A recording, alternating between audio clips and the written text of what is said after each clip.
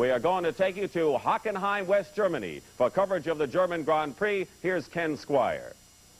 Well, thank you, Dick Stockton, and welcome to our satellite coverage of the German Grand Prix from the notorious 4-mile Hockenheim course. The man on the pole for today's race is the current #1 driver in the world, Alan Jones of Australia. He put Williams there at a record-breaking pace, smashing Jean-Pierre Jabouille's old record by 3 seconds, averaging over 140 miles per hour on this course. And you must remember, this is a little different than most Grand Prix courses. It's a little like an Indianapolis or a Daytona with a few very tight kinks thrown in. We'll take a look at that later. Right now, let's go to the pit area. Here's one of Britain's top journalists, Barry Gill. Well, thank you, Ken. We've reached round 9 of the 14-race World Series. And this must surely be the pivotal Grand Prix. The championship stands at the crossroads, and the man who's the favourite to take the freeway to the title must surely be the Australian Alan Jones. He's arrived here at Hockenheim seeking his 3rd successive Grand Prix victory, or 4 if you count the disputed Spanish Grand Prix. He's come a long way since he scored his first Grand Prix win for the Williams team here at Hockenheim last year. But there are still men who can overtake him, notably Nelson Piquet, who drives this car, the Brabham #5. The brilliant Brazilian whom we saw win at Long Beach is only 6 points behind Jones. And then there are the Frenchmen, Arnoux and Pironi, just 14 points behind. But they've got to make their mark here at Hockenheim if they're going to stop Jones becoming the first Australian to take the title since Jack Brabham way back in 1966. But perhaps the circuit holds a challenge of its own. It's fast, it's dangerous, it's demanding. It's a car breaker. Let's have a look at the circuit with you, Ken Squire. All right, Barry, the course here at Hockenheim is 4.2 miles, and it is a most unusual course. The Hockenheim course is a course of long straightaways and some very tight corners, and one of the fastest corners known in Grand Prix racing. Out of the stadium area, before some 70,000 people, the 24 racers dive down into a 90-degree right-hander, described for us by the defending world champion, Jody Scheckter. You go into there, changing down from 4th to 3rd gear, going in, I'd say, around about 120 miles an hour, and carrying on into 5th gear to reach your ultimate speed of 180 miles an hour. Thence it is a 160-mile-per-hour charge into the Bavarian forest, and there lies the first of the artificial chicanes. One has to be very careful here. The curbs are high. You can bounce off one side and right into the barriers. Then out of that chicane, it is into the fastest part of the course. You sweep down toward the most dangerous curve of all. It is the same turn that claimed the life of Jimmy Clark 12 years ago. The same corner that 10 days ago took the life of Pat Depailler. Two-time world champion Emerson Fittipaldi describes the famed, foreboding Ost curve. Then the long corner, the fast corner. I think we are going to take flat, or nearly flat, in top gear. And that's nearly top speed.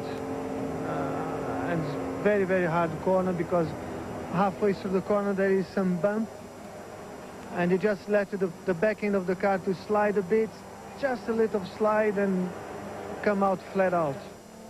Out of that 160-mile-per-hour Ost curve, it is down to another artificial chicane, slowing the cars down to a mere 70 miles per hour. And then you drive headlong into the stadium portion. And to describe the stadium part of the Hockenheim ring, the 1978 world champion Mario Andretti. Well, just as you entered the stadium, you entered that in 3rd, and you go Max Revs in 3rd. The next left-hand hairpin is 2nd, and 2nd, 3rd quickly. And you more or less stay in 3rd right up to front of the pits. It's 3rd, 4th, and back to 3rd onto the straightaway. And chicanes are both in 3rd, and the loop at the end is flat in 5th. That straightaway at the start-finish line where the pits are located, where the cars are now being gridded for today's race. Mario Andretti will be starting 9th, an excellent starting position for this year's Lotus, the winner of 12 Grand Prix, the former world champion Andretti in 9th. And now let's take a look at the starting lineup for this August the 10th German Grand Prix. On the pole from Australia, Alan Jones, current #1 driver in the world. Flanking him in this car, number 27, will be Jean-Pierre Jabouille, the man who was on the pole a year ago in the twin-turbo Renault. Starting in the third position is Jabouille's teammate, Rini Arnoux, the other French driver on this great team, hoping for a good day today. Then starting fourth is Carlos Reutemann in his 138th Grand Prix performance. Reutemann. Next comes Jacques Laffite of France, winner of 3 Grand Prix, nearly the world champion a year ago, driving for the French team Ligier. Beside Jacques Laffite is the young Brazilian Nelson Piquet, winner of Long Beach, currently number 2 in the world. Let's take a look now at the entire starting grid. 24 cars to go to the line for 45 laps. There you see in the 10th position, Patrese. Keke Rosberg qualified the new Fittipaldi car in the 8th position. Excellent move for the Fittipaldi team. Emerson himself starts 12th. Gilles Villeneuve qualified one of the Ferraris in 16th position, and all that last year's world champion Jody Scheckter could do was 21st. Jan Lammers in the Ensign will start shotgun in the 24th position. One of England's greatest drivers, David Hobbs, will be joining us for the play-by-play call of the German Grand Prix coming up right after this. Dateline, Hockenheim, Germany, Sunday, August 10th, the World Championship German Grand Prix, just about set for the start. Here's David Hobbs. And there's Alan Jones on the pole. Revs right up now, foot trembling on the clutch, and he's making a very good start. Some smoke off the tyres there. The Renaults, too, making great starts. Look at that jostling for 4th and 5th position there. And there's Nelson Piquet slipping back out of the picture there on the right-hand side. I don't know what he's done, but whatever he's done, he did it wrong as they disappeared down that very fast straight into the first chicane. Piquet falling all the way back. He's now in 22nd, falling to 23rd position. He may be out of the race. No, the car is catching. He's staying in 23rd and continuing. And as they approach the first chicane, the front row is still side by side, but Jabouille just eases out Jones into second place as they go to there. Arnoux following him close, and right behind him, one of the Ligiers. So they stream out of that down towards that very, very fast curve at the far end of the circuit, the Oster curve, which is so dangerous and so fast. And there we see Jabouille still in the lead. It'll be there from Alan Jones.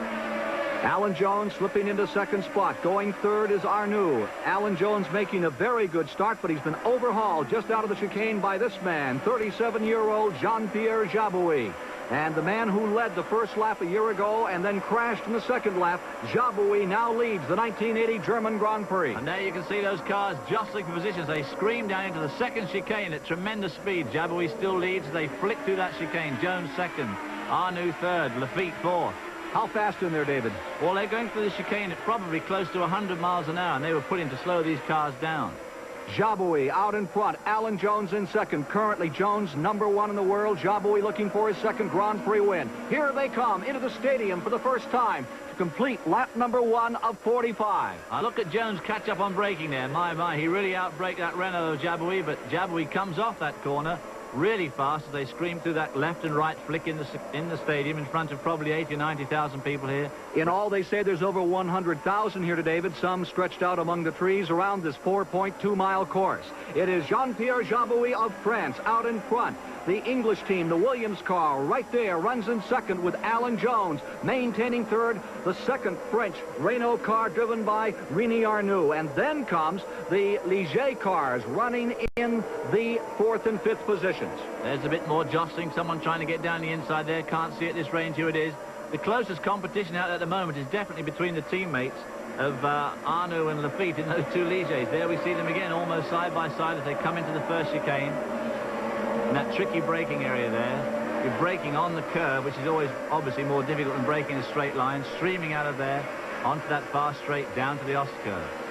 Here they come for that 160-mile turn. The former interior decorator from Paris, France, out in front, Jean-Pierre Jabouille. Arnoux making a bit of ground there on Alan Jones. In fact, nibbling away at the back of Alvarez. Jabouille using all the road and just a little bit more as he kicks up the dust on the exit from that extremely fast curve. The 1976 European Formula 2 champion through the second chicane. Jean-Pierre Jabouille has an interesting theory about luck. Most drivers consider luck to be a major part of motorsport. Jabouille says it has nothing to do with luck in racing. He says it all is based on problems. Here's what he told us earlier as we see him enter the stadium. But for me, first, I have a luck because I have a drive. I am very happy for that. And I remember the problem with Patrick. But the bad luck, I think, is not very bad luck because It's not the same thing. It's sometimes it's puncher, sometimes it's clutch, sometimes it's engine. For me, it's not bad luck. It's a problem, technical problem. Well, that's certainly a very philosophical outlook, but of course it just depends how lucky you are when those technical problems strike. And for instance, when Jean-Pierre and I drove together at Le Mans in 1972, we dropped out when lying second with only 50 minutes to go out of the 24 hours. I call that pretty damned unlucky at the time. Who was driving, you or him? Him. Who else? Of course. Jabouille, winner of the French Grand Prix, the first Frenchman to win that race in 50 years back in 1979. Now in front, there's Alan Jones, number 27, still in second place, and pulling away a bit is Jabouille at this juncture of the race. We are in lap number 3 of 45 on the 4.2-mile Hockenheim Ring here in Germany. This World Championship event, seeing the Renault, which had trouble here a year ago, and they both fell out in the early going, now sustaining first and third position. You can see what it increased a few moments ago, and I think we may have had a position change there. And Lafitte has exercised his team leadership and has in fact taken over from Pironi in 4th place. That drops Didier Pironi into the 5th position in the race, and running back in 6th is Carlos Reutemann. Reutemann now running in 6th in the second Williams car. But up in front, it's still Jabouille first, then Jones, and with a brand new chassis for this race, Arnoux runs in 3rd position. Arnoux seems to have been dropped a little bit by Jones, who catches up on that left-hand hairpin in the stadium here. Jones really makes a lot of ground on Jabouille, but Jabouille, when he comes off the corners, that Renault certainly seems to put the power down very, very satisfactorily. Look at him through this corner. Meanwhile, back in 7th place is Elio De Angelis, and Gilles Villeneuve is being shown in 8th with the 9th position, Nelson Piquet. Piquet has come back from 23rd to 5th in less than 4 laps, David. Yeah, there we see some of the fighting down there. We see Giacomelli in that last red car going out the picture behind Alain Prost in the McLaren. And then we see the 2 Candy Tyrrells. But here we are back on the main straight. And Jones and Jabouille and Arnoux seem to be settling down into some sort of rhythm here. No one seems to be able to make much ground on the others. Jones seems to catch up right in this corner and also when they enter the stadium on car number 15, Jabouille. I think there's no doubt about it that the Williams cars do have some of the best brakes out there. And the Renaults have a bit of a problem with their braking system. I'm not quite sure why. They use basically the same brakes, but Jones always makes ground on the brakes. Here he's doing it again. And then pulling away with the power on that long straightaway, the twin-turbo 6-cylinder Renault. The Ford Cosworth running in 2nd place around the Ost curve. That Williams car looking so much like a Lotus 79. Even Colin Chapman says that it's a tweaked-up 79. Well, Look at Jones there, dodging around in the slipstream of Jabouille as they go down to that chicane. And no doubt keeping old Jabouille's mind on his job as he's looking in the mirror. Alan Jones is closing up for first place another time. Now, you watch these cars as they come down. They're going to come into the stadium now. And you just watch, look at that dust being kicked up. Somebody else going a bit wide there. Look at the way those cars are bouncing around. And that car of Jones is really flicking around there.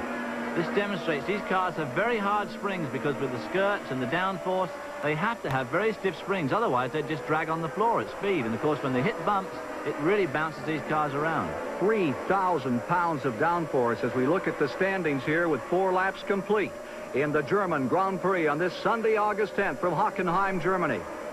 Leader is Jean-Pierre Jabouille of France. We'll be back with more of the German Grand Prix in a moment.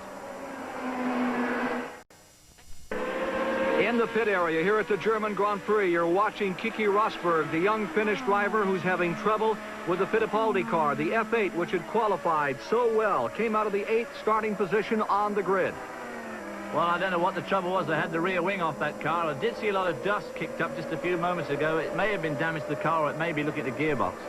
Meanwhile, out here on the track, it is still the Renault with Jean-Pierre Jabouille out in front. Going in 2nd is Alan Jones, in 3rd is Rémi Arnoux. In the 4th position, Jacques Lafitte. Didier Pironi runs in 5th. In 6th position is the 2nd Williams car with Carlos Reutemann.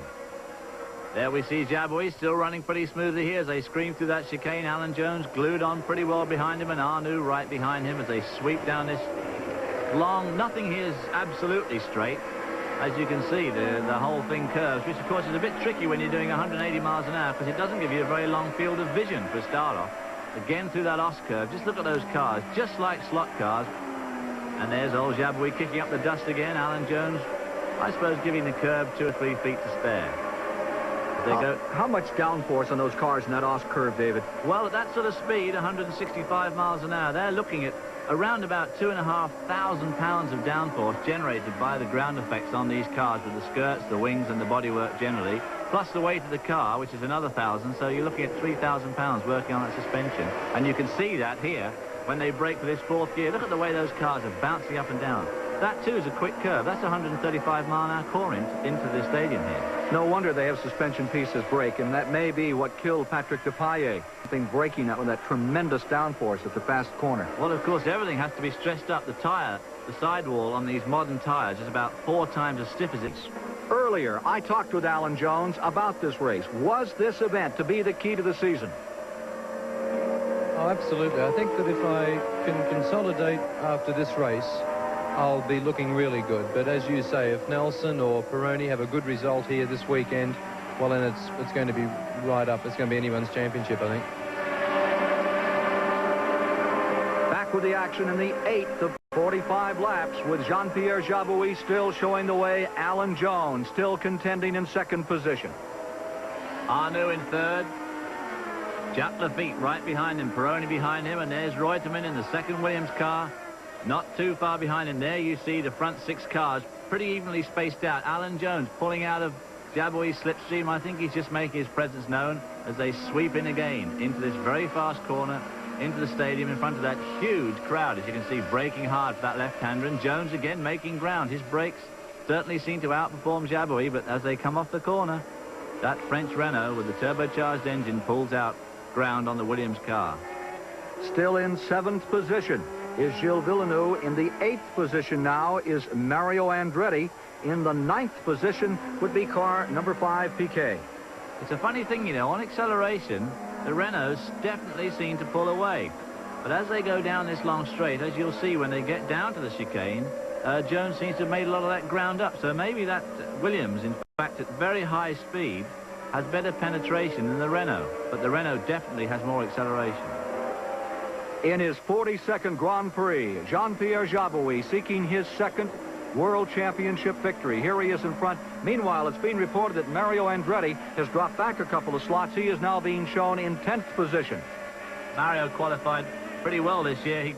This race he qualified 9th, but he was still 3 seconds off the pace. And in fact, the race at that early stage looked set to divide into 2 halves, as it really has. First 8 cars were only covered by 2 seconds, and then the rest of the field were only covered by a second, but they were a fair way back. Funny sort of grid. Be interesting to know what Mario Andretti plans for 1981. This is the time of the year and they begin to talk about next season, wondering if Andretti will stay with Lotus. We understand that the 19-year-old protege of Alan Jones, the driver currently in 2nd place, Mike Thackwell from down in New Zealand, is definitely coming on the tour, and he'll be running for Team Brabham next year and will be seen at the U.S. Grand Prix at Watkins Glen as well as in Canada, David. Well, he's been a very, very bright young rising star on the Formula 2 scene this year in Europe. And as you say, he is only 19 and hasn't had much experience yet, but he's very, very fast, and I think he'll do well in Formula 1. Here is Jabouille staying out in front. No question but what the French teams will run with the same drivers again next year. Big question about Alain Prost as we watch Alan Jones in 2nd place. The rumor is he's going to Ferrari next year, and what will become of Team McLaren?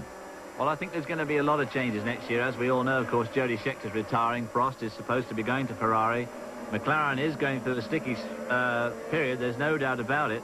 And, of course, obviously, we may even see them disappear right off the racing scene altogether. Obviously, it's to be hoped not, but it could happen.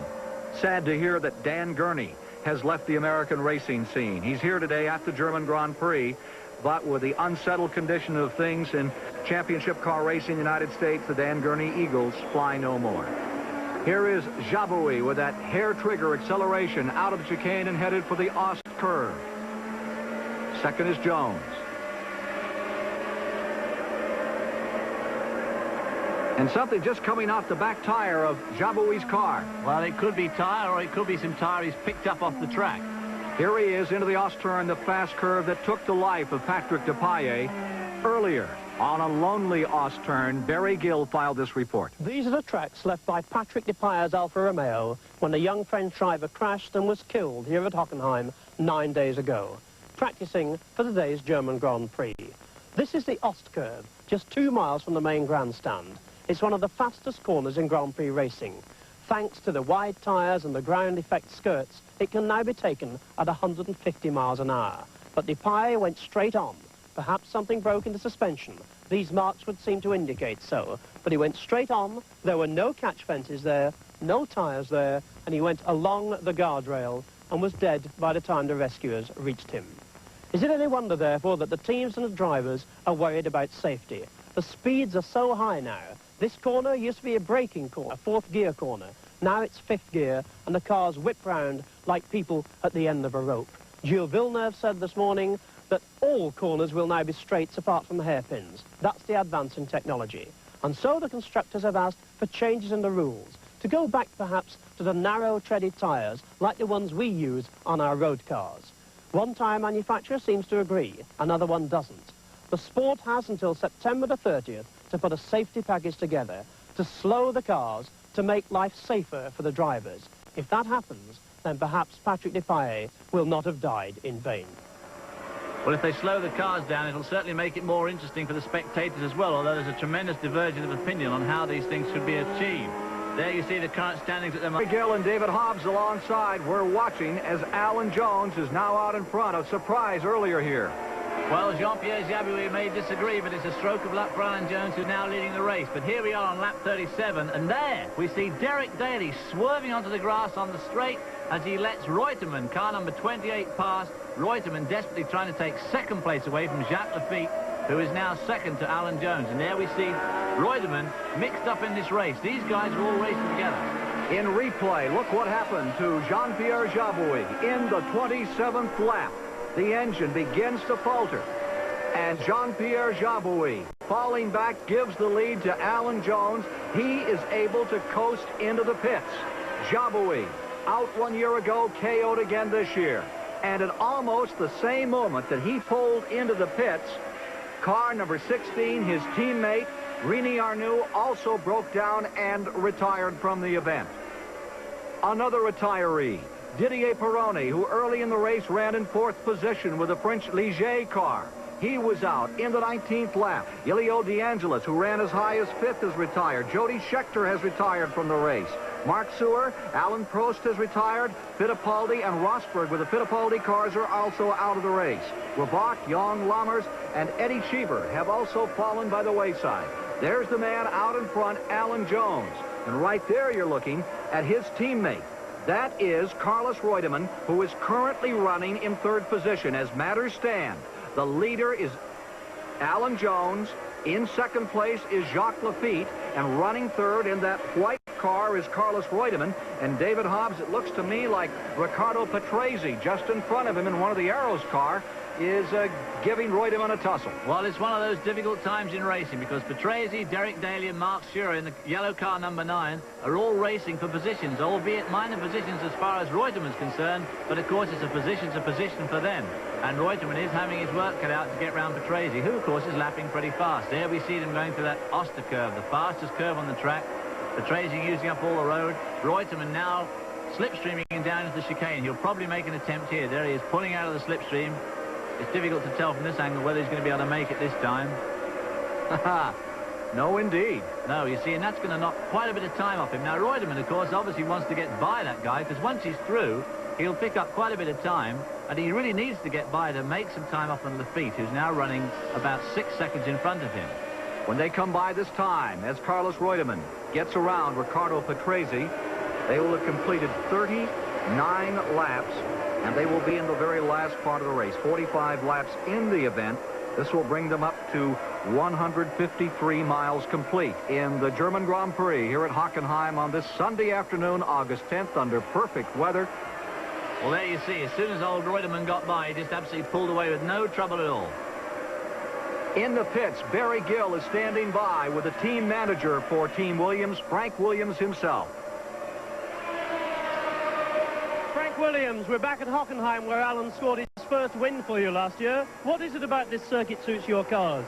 Alan Jones. Is this one of his favourite circuits, then? Oh, he likes the circuit very much, but in fact, to be serious, our car is particularly suited to a high-speed circuit. And you're confident about this race, then? It's all about reliability. The most reliable car. There are about 5 cars as quick as us. And you've got to finish the race. Thanks for talking to us. Back to you, Ken. That certainly is the key at this juncture. As those tires begin to wear down, those engines continue to heat up. We're watching Carlos Reutemann in his effort to close ground on the second-place man, Jacques Laffite, who looks to be in for his best finish of the season right now, or at least it equals his performance in South Africa earlier this year. His other performance in the top positions, third in France, just 2 races back. Well, of course, one of the strong points of the Williams team this year has been reliability. And obviously, as Roger Penske once said, to finish first, you must first finish. And so far, they've had a pretty good finishing record, winning 9 out of the last 15 Grand Prix. Well, here you see Carlos Reutemann, who won the German Grand Prix in 1975, at that time for Brabham, now running in 3rd position and trying to gather up a little ground to make it a dice at the finish. The man who nearly won the German Grand Prix in 1967, winner of 4 Grand Prix in his career, Dan Gurney in the pits. What do you think of Formula One? Very interesting technically. I'm anxious to see the race.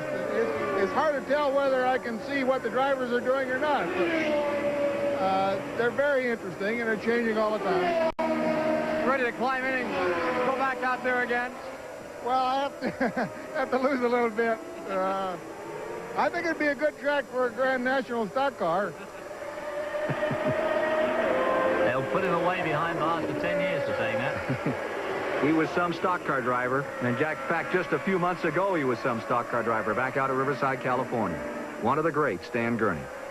Here is the Williams team continuing to dominate the German Grand Prix today, with Alan Jones running in 1st, and back in 3rd spot, Carlos Reutemann sandwiched in between them. As you watch Reutemann in 3rd, the smoke pouring off that car.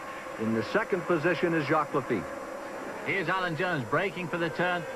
And his left front tire's going down. You can see the smoke came out of it. You can see the tire change its shape there. Just keep your eye on it here, and it locks up badly. That left front tire is completely deflated as he comes into the stadium area. Alan Jones in trouble. The man who won the British Grand Prix when Jacques Laffite had a tire problem is trying to get back to the pit area. He's here in the stadium part of the Hockenheim ring. Let's see if he can get back in. You can see that tire just about coming apart now, David. Well, the tire's gone down, but it hasn't gone right down. As you can see, the rim's not on the floor yet, so he's had a stroke of luck there. And again, talking about luck, he was very lucky that that tire didn't go down going around that Oster curve, because all the weight was on it. Look at it, completely flat now.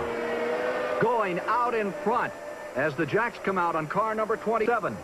Jacques Laffite, 1st place. Going into 2nd, Carlos Reutemann. Alan Jones in a real hurry to get out of here. Well, one of the strengths of the Jones team is in their pit work. And there they go. In less than 20 seconds, they change both front tires on that car, and he's away to rejoin the fray, screaming out of the pits, dropping in there behind. I think that's Mark Shearer. And he is running 3rd overall in the field. John Watson retiring. The McLaren out. And there's your leader, Jacques Laffite, here today in the German Grand Prix. New STP foaming engine degreaser. Ring, this man, Jacques Laffite, is out in front. Laffite, who lost the British Grand Prix just weeks ago when he had a tire go down late in the race, has now seen his major adversary, Alan Jones, have the same problem in the waning moments of today's World Championship race. It's put Laffite in 1st, Carlos Reutemann in 2nd, and here's the man currently running in 3rd position, Alan Jones. Well, they did a tremendous job in his pits. He was in there for less than 20 seconds to change both front tires, and that brought Alan Jones out safely in 3rd spot, still in front of his closest adversary in the World Championship standings this year, Nelson Piquet, who's now running 4th. Final laps. Question now is, and look at Alan Jones turn on the power with 2 new front tires. He's really getting a bite out here. He's going for the fastest lap in the race right now as we watch Jacques Laffite in number 26, trying for his 1st win since Brazil, 1979. Well, the Ligiers of Jacques Laffite and Didier Pironi have had a bit of bad luck this year, actually. They've always been right up there in the front 2 rows. And as you say, Didier Pironi won the Belgian Grand Prix earlier on this year, but that's the only victory they've had. And they've gone consistently well, but they've just been sidelined by a lot of niggling little trouble. In our same-day satellite coverage here on the CBS Sports Spectacular, Jacques Laffite, who last year finished third in this event, is now commanding the event after starting in 5th place. Laffite in first. Reutemann is trying to close, and I'm sure that if Alan Jones can get any ground back at all, let's check some intervals here. The interval between the first and second place cars, David, as we get down toward the finish of this event. Well, earlier on. Now, here we see a reversal of fortune. This is Jacques Laffite at Brands Hatch. The left rear tire deflates at the fastest point of the Brands Hatch circuit. He fights for control. The wheels are off the ground. He slides across. He's very lucky to hit that catch fence. By that time, it reduced his speed, and he just gently nudges that tire wall. And that just shows how fortunes can change. But here we see him today in the lead, safely in the lead. And, of course, Alan Jones, a lot luckier than Laffite was at Brands Hatch, because at least Jones is still running in third spot. Look at Laffite, though. He's not giving up. He's using every inch of road. Of course, he's had a bit of a lucky break. Earlier on, we saw Reutemann struggling through that racing group of 4 cars, 3 of the cars further back down the field. And, of course, that gave Laffite a bit of a break, and he's managing to hold on to that lead. Jacques Laffite still in command. Out trouble for Elio De Angelis in the Essex car. One of the Chapman entries in trouble. Andretti is still on the track, and he is being currently shown running up in the top 7. Mario Andretti not scoring points today, but the Essex car, the Lotus, is continuing to run to the finish, which is an improvement, David. Well, it certainly is for Mario. He hasn't scored many points this year, and he'd sure like to score some here today. He qualified 9th, and he was running 7th earlier on, but he does keep slipping back out of that point slot. You've got to be in the top 6 to get a point. Laffite and Reutemann coming through the stadium. Laffite going past the start-finish line for his last lap, starting his last lap. Well, he's on his last lap right now. Carlos Reutemann running in 2nd place.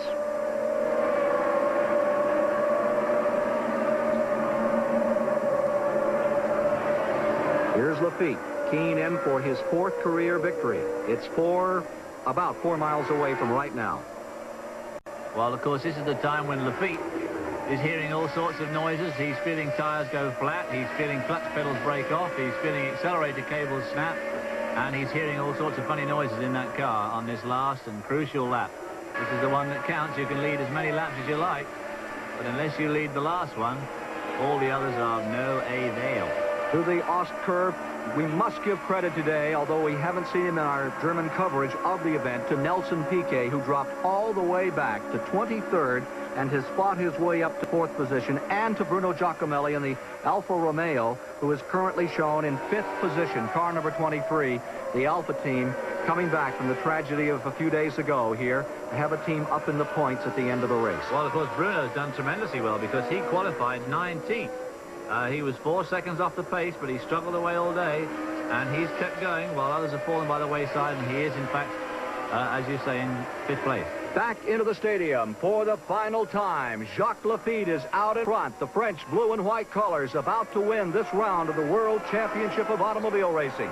Jacques Laffite comes down through those final series of twisting corners. Here he is coming up to take the checkered flag, and the win in today's German Grand Prix belongs to France's Ligier, Jacques Laffite.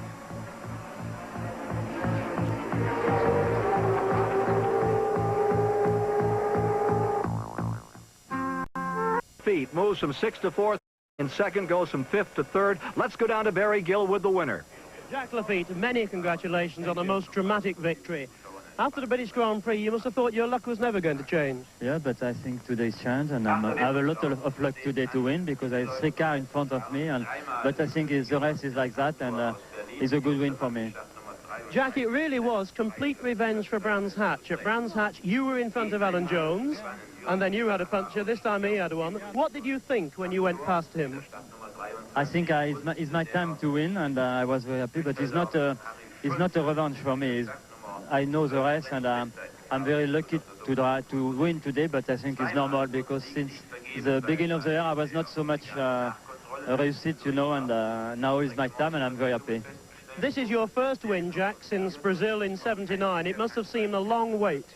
It's a long wait, but, you know, it's not too difficult to wait, because we are always in the front row, first or second row with Didier, and racing like that, I think if we can go like that for 2 or 3 years, I'm very happy to go on like that. And what about the championship this year? Have you given it up yet or not? No, I think Alan it was very difficult for me and Didier to beat Alan Jones, sure. We try, because we don't know, but sometime we can win, but I think it's very difficult. Well, we know you will try. Thanks for talking to us, Jack, and congratulations. Thank you very much.